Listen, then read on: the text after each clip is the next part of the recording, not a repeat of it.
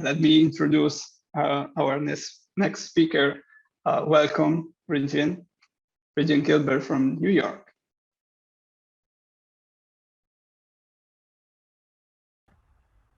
Hello. Hello. How are you Hi, today? everybody.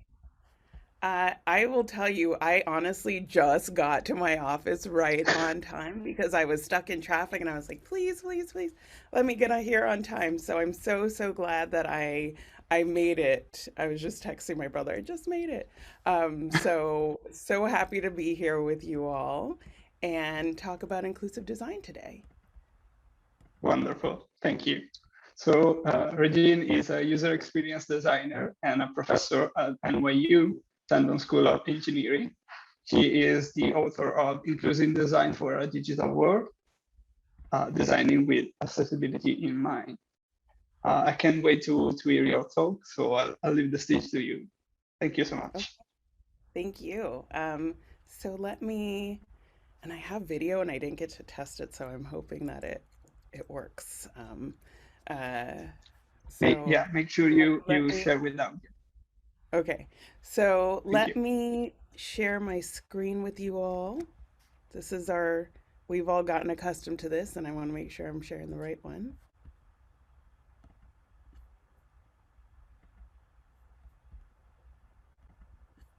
All right. Can everyone see my screen? Yes? Yes. Okay, cool. And the chat is functioning because I have questions and I hope people are, I like this to be interactive. Yeah, we'll try our best. I think Okay. I have to Oh, if um, it's off, it's okay. No biggie. yeah, we'll try our Okay, cool. best. All right. So, hello everyone. Thank you for the introduction. Thank you to the organizers of World Usability Day Milan. I appreciate you all. I know what it takes to run an event, so it's a lot. So, thank you all for what you've done today. So today I'm going to be talking to you all about inclusive design for a digital world, and I want to first start off with this great quote from Cameron Chapman, differentiating inclusive design and accessibility. So, accessible design focuses on the outcome or end result of a design project. Inclusive design is closely related to accessibility, but rather than an outcome, it's a methodology for how to approach design. It's a process for creating a design that can be used by a diverse group of people. Kat Holmes, the author of Mismatched Design, says that an exclusion habit is the belief that whoever starts the game also sets the rules of the game. We think we don't have power to change a game, so we advocate our accountability. We keep repeating the same behaviors over and over. So, I want to begin with some terms that I think we should all get familiar with.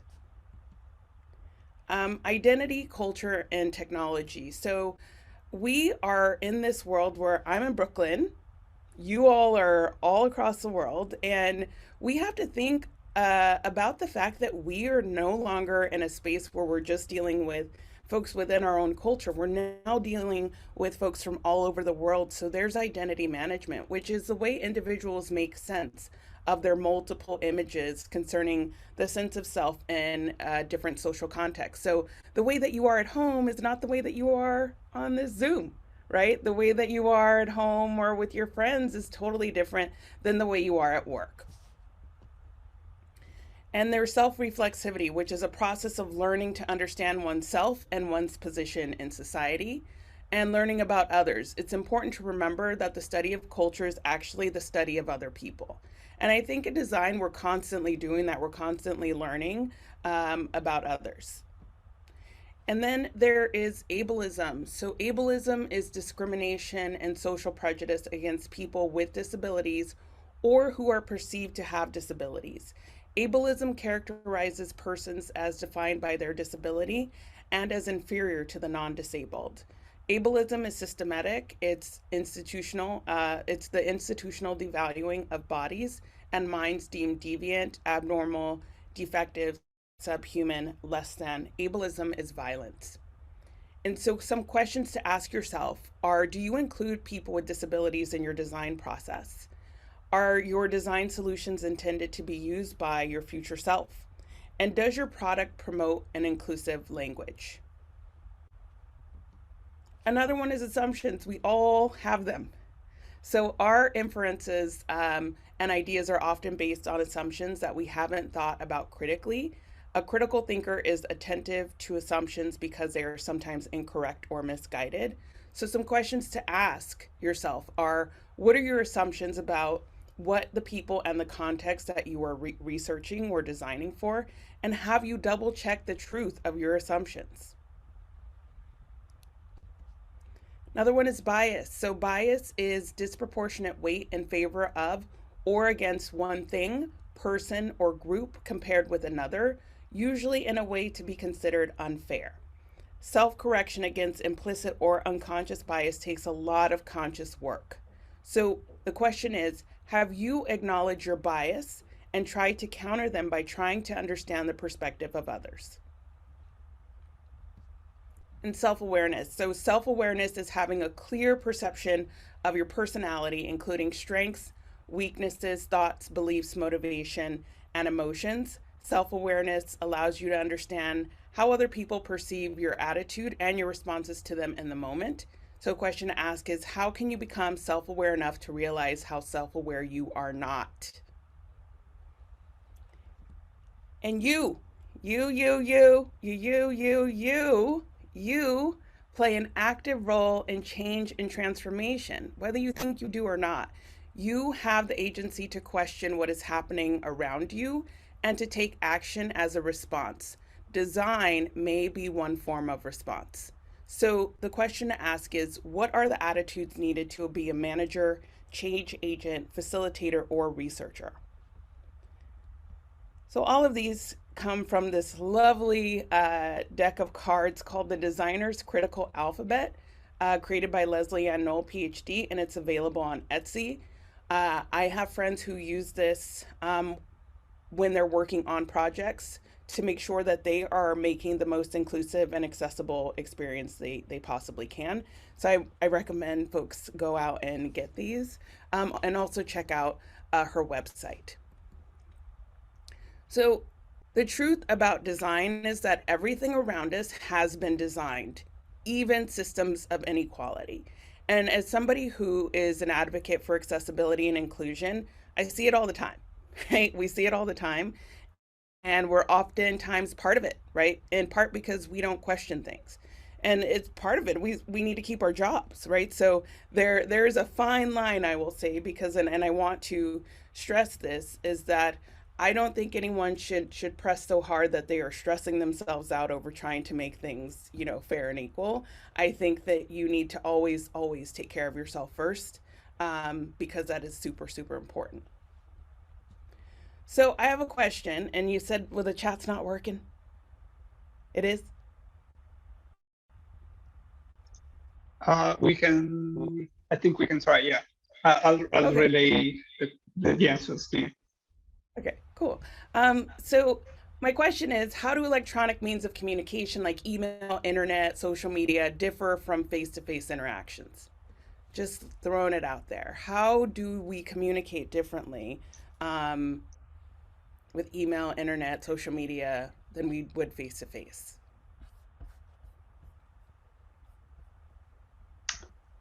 Everyone, I think you can type in chat, and we will be able to see and relay it back. So think about, even look, pick up your phone, look at your last text, and think about your last actual conversation with someone face to face. Someone says less, different feedback from the other person, I imagine. Yeah. And then, how do these communication technologies change intercultural communication interaction? So thinking about things from an intercultural perspective, right? Some colors, some emojis, some gestures mean totally different things in one culture versus another. So how do these communication technologies change intercultural communication? Right? Um, I'm seeing that Yes. there's interaction with just a selective part of our bodies. Yeah. There's no tone of voice. You can't use it to understand the situation. Oh yes, that's a huge one, right? And there's a lot of room for interpretation. Memes. I think memes are so culturally specific, right? Some things totally mean something to one culture and mean nothing to another. It lacks emotional aspects. Yeah, great, thank you. And then, why is it important to think beyond ourselves as individuals in intercultural interactions? Why is it important to think beyond ourselves as individuals in intercultural interactions?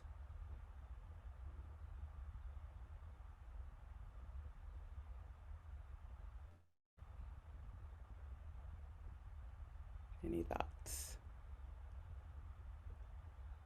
Because we live in communities. Yeah. We are not just this person on an island, right? We are super connected now to communicate effectively. Yeah, that's great. We need to be, understood.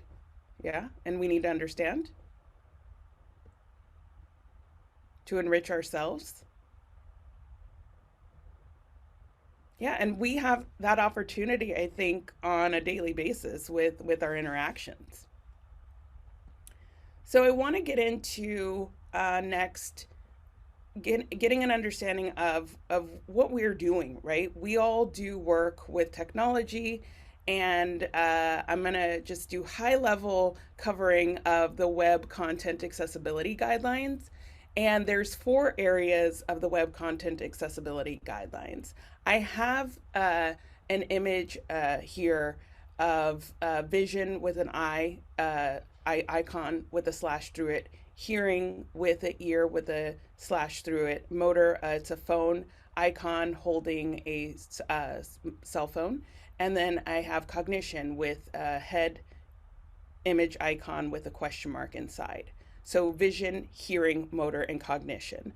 The four areas of the web content accessibility guidelines are perceivable, operable, understandable, and robust. So for perceivable, this means vision and hearing. So whether I can hear or not, can I still perceive that thing? Whether I can see or not, can I still perceive that thing? Right? From an operable standpoint, whether I have functionality of hands or not, is it operable to me?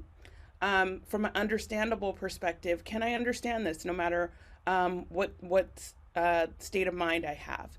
And then for robustness, it's a matter of a state of mind, and also can I manage the thing from a motor perspective? So for those who are not familiar with the Web Content Accessibility Guidelines, they're part of guidelines published by the Web Accessibility Initiative, the WAI, and the World Wide Web Consortium, the W3C, the main international standard organization for the internet. I find that a lot of designers don't actually know about these. So I think it's important, not that you memorize them, don't do that, but I do think that it's really important that you get familiar with them and have an understanding of them, because they're guidelines. They're not to be followed, completely. They're guidelines, and obviously the classic design answer is it depends when you're working on things. So the biggest thing is, don't make assumptions about your audience, right? You don't know I don't know who any of you are in the audience. You could be anybody, right? So one of the things that I do my best to do is explain everything that's on a slide if I have any sort of images, because I don't know if somebody's, maybe they're listening but they're distracted, right? That could be something. Or if somebody is blind or low vision and they can't see what's exactly on the screen. So there's things to consider when creating experiences: ability, age, gender, ethnicity, and socioeconomic status. So I live in the United States, and in the United States, more than half of the country does not have high speed internet. And that is something to be taken into consideration when designing things that are maybe have a lot of images and are heavy, or need all this download.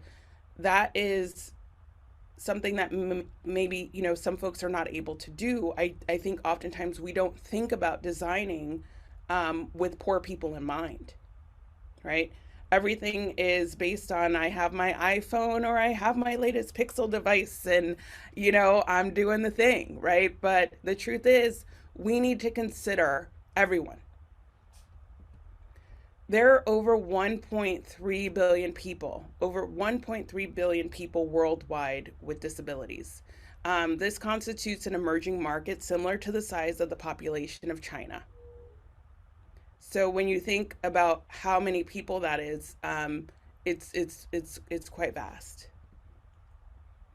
So I do have this video, and I hope that it plays. So please let me know if you cannot hear it.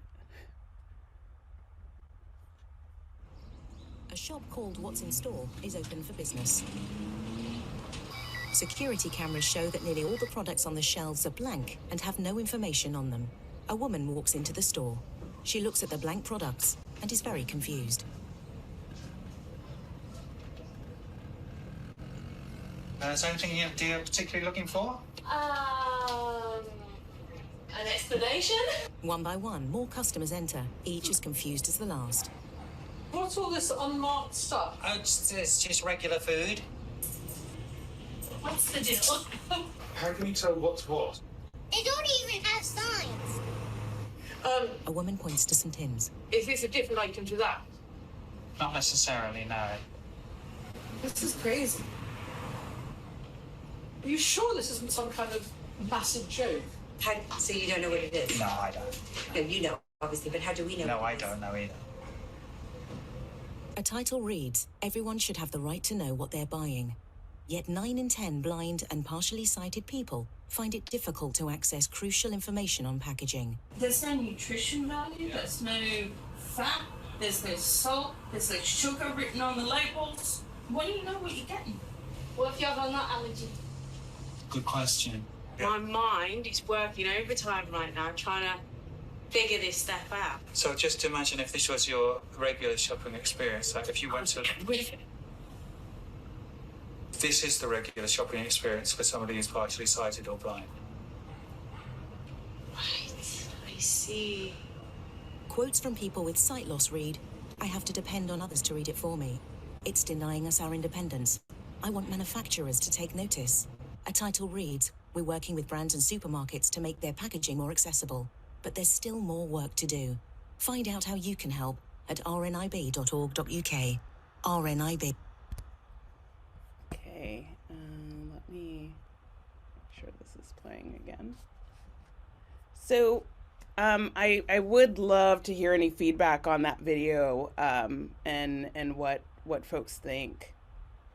Any thoughts?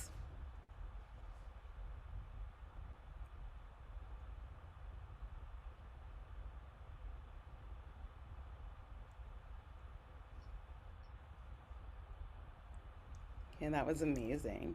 Yeah, I found that video and I said, let me throw this in. So 47% of accessibility errors on the web happen in design. It's kind of incredible to think that almost half of the errors that happen are due to design, and this has huge impact on usability and who can use it. So WebAIM is a great organization, webaim.org. They every year do an evaluation of homepages for the top 1 million websites. And I have the WebAIM logo, web accessibility in mind on the screen. So there was an average of 59.6 errors per homepage. Users with disabilities would expect to encounter software detectable errors on 1 in every 13 elements which they engage with. So think about that. 1 in every 13 things that you interact with on a web page had some sort of error associated with it. And 97.8% of homepages had software detectable Web Content Accessibility Guideline 2.0 Level AA non-compliance. So I have an image here of a graph that shows the most common web content accessibility guideline failures. There's low contrast, missing alternative text, empty links, missing foreign labels, missing document language, and empty buttons. So 85% of the 1 million web pages have low contrast. This is our issue as designers. Like, this is us. This is on us to do. 85% of 1 million pages had low contrast. We can fix that, right? 68% had missing alternative text. 58% had empty links. 52.8% had missing input labels. 33.1% had missing document language, and 25% had empty buttons. I'll make sure to share the, somebody's asking about the video, I'll make sure to share a link with the organizers. So one approach to think about inclusion is using universal design. Universal design is used in architecture, and there are 7 principles: equitable use, flexibility in use, simple and intuitive use, perceptible information, tolerance for error, low physical effort, and size and space for approach and user. So equitable use, color contrast. One of the easiest things to fix, right? So high contrast helps users with low vision or when outside in the sun. So think about when you're outside. So use a color contrast checker. We can all do this. They're free. We can all use them. 2 is flexibility in use. So resizing text. Users should be able to read text and make it larger or smaller as needed. 3 is simple and intuitive use. WTF, not what you think. What's the focus? So making sure that users are able to focus, right? Because I see this often where you don't know where you are on the page. So don't let users get lost. Keep it simple. Keep that focus there. 4 is perceptible information. Information architecture is so important. It is so important. So organize information so it makes sense, right? Think about somebody who's using a keyboard only. This is something for, I think, designers to think about. When you are creating a web page, don't think about a mouse. Think if somebody is using a screen reader. Think if somebody is using a keyboard only and how they're going to navigate through that page. You know, flip the script. Think a little different. Tolerance for errors. So allow for undo and redo. Let users correct errors that occur due many times to unclear design. And don't leave people trapped. Like, have you ever been trapped on a web page and you don't know where to go next? And you go, I can't go back. I can't move forward. I'm just stuck here. That is not a good feeling. So if there's an error, make sure users can return or go forward in some way, shape, or form. And low physical effort, I refer to forms. So make forms that don't require more information than is needed for the goal of using the product, right? You know, don't ask for, you know, my first dog's name, right? Like, do you need that information? What do you really need? And then size and approach, size and space for approach and use.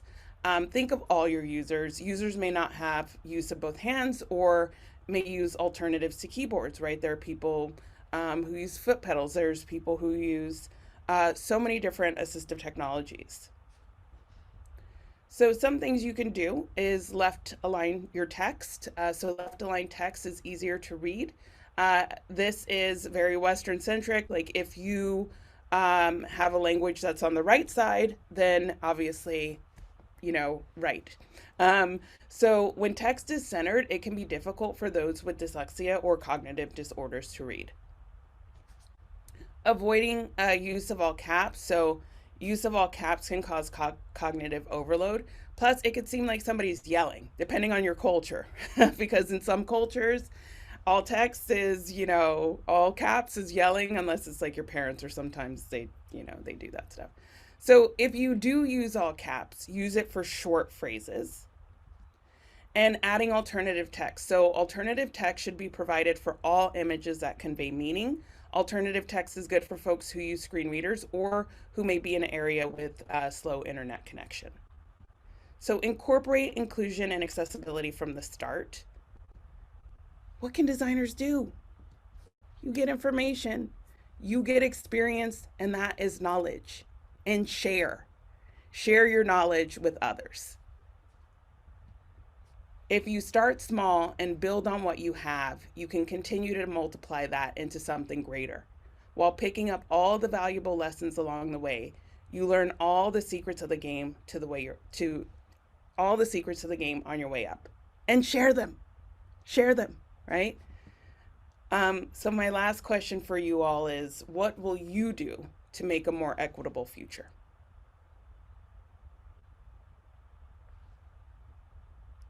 What will you do to make a more equitable future? Because we have that opportunity. This is World Usability Day.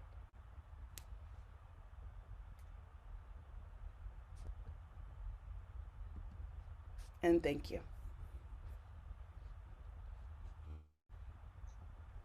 Thank you so much for this presentation. It was really, really powerful. And I think we all learned something today for sure. Let's see if we have any question in the chat for you.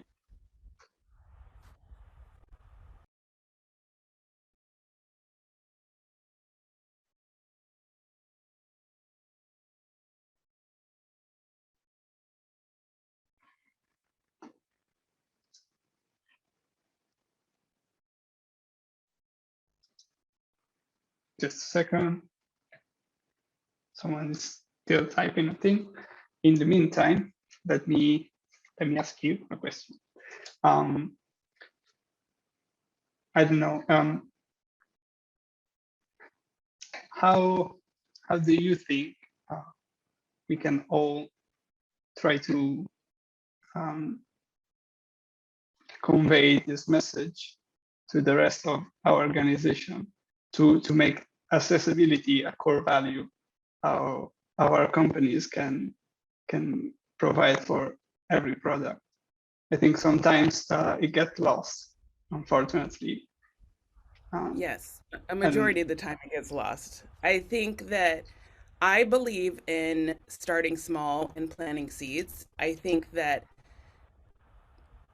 if you think about, so recently I saw Will Smith speak, and he talked about how when he was younger, his father knocked down a wall and made him and his brother rebuild the wall.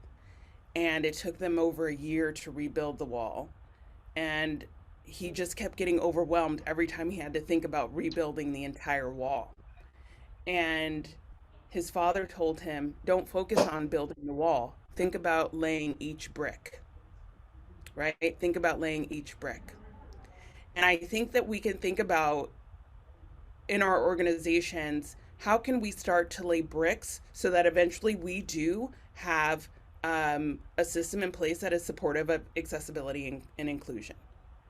I think if we think about it on this grand scale of, oh, we need to make our organization more accessible, first of all, that's a huge task, right?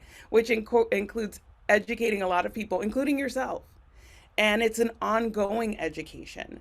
So what are the small things that you can do to start? And then how can you begin to build that thing? How can you plant a bunch of seeds, right? Like for me, I feel like this is what I'm doing right now.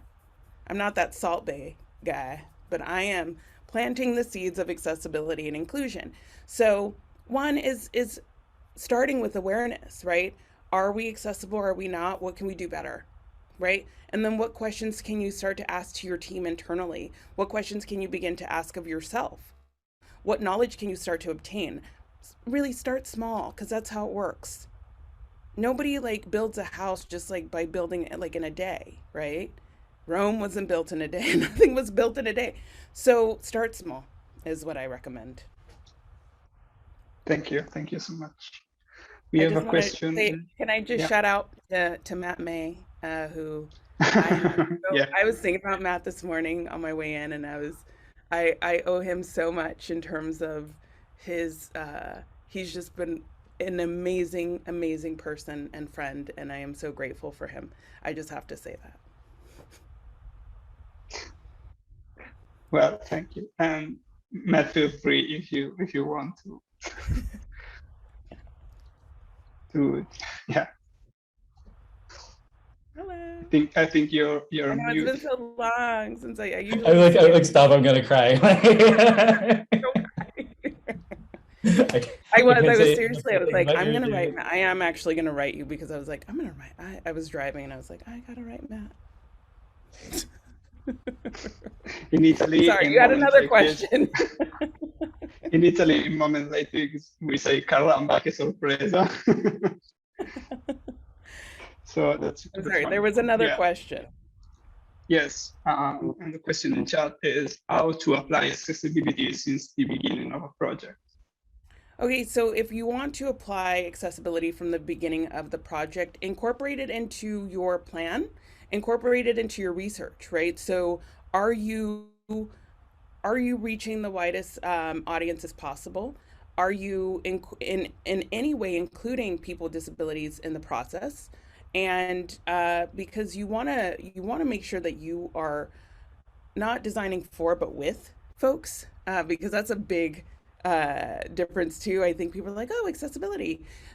You have to design with folks. I mean, we all know someone, and so get folks involved. And I would say from the very beginning, there are various checklists that exist to see if you are incorporating it, in the right way. And look at what your organization has done so far. Maybe you've received some feedback of things that didn't work so well, and see how that aligns with accessibility. So there's lots of little things you could do to get it started, but even thinking about it from the start is a step forward. Thank you. We have one more question. First of all, props for the Lipsy quote. And the question is, how do you handle to apply accessibility standards when they collide with an artist, art director, art person choices? Well, as I said during my presentation, I think number one, first and foremost, it is so important for us to take care of ourselves, right? If you are clashing with someone at work, that's conflict. Conflict's a natural part of life. However, I don't think anybody should be getting super stressed out about this. I think that you can take steps back and always take care of yourself. The one thing I would recommend is asking questions, right? And if someone is absolutely flat out refusing to do anything, then sometimes you have to take a step back. And then sometimes you have to reevaluate, is this a place for me to be? Right? And sometimes you let that go for that particular project. And then the next project, you start asking those questions again. Or you throw stuff in on this, you throw it in. I used to throw it in. I used to do it and nobody said anything. And I was like, all right, that accessibility feature got in and nobody even noticed. Right? So you have to do what works for you, but please always take care of yourself. And I don't, I've honestly, I've had students in my past students who go work for organizations, and I teach them about accessibility, so they're all for it, and then they get in the organization doesn't care, and they get so upset, and it is upsetting. However, again, plant the seeds, ask the questions, and do what you can, right? And that's kind of all that we can do, because the most important thing on this planet, each and every one of us can do, is take care of ourselves. Thank you. Yeah. Another question is, where do you think inclusivity is today, and how much is it considered in design? Oh, where do I think it is today? That's a huge question. I think that we have a long way to go, in part because we are seeing a lot more intercultural communication. We're seeing a lot more interaction between cultures, which means that some things that we make for one area may not be okay for others, right? And so I think that there is one thing that if you are in this area of design or management or whatever it is, you have to be open to continuous learning and growing, right? You can't say, well, I'm a manager now, I know everything. Or I'm a lead designer now, I know you don't. And I think that if you are to make things inclusive, it is going to be an ongoing learning and growing experience, because things change. And things change from a cultural perspective, which is why through I threw in a lot of things related to culture because I don't think we take that into account as designers enough. And my background is that I studied intercultural communication, and I'm still learning all the time. And I love Italy. One day I'm gonna move there. I'm sure you'll be very welcome. Thank you. So thank you you. know, Thank yeah, you it's so a much. constant learning. Yeah, thank you. Yeah. And thank you, everybody. And this is just a wonderful event. And thank you all. It's truly been a pleasure. Thank you for being with us today, and have a nice rest of the day. Thank you so much, Regine. Good night, everybody. So it's time for the last speaker for today in just a few minutes. And we spoiled it. It's Matmei, and just a few seconds.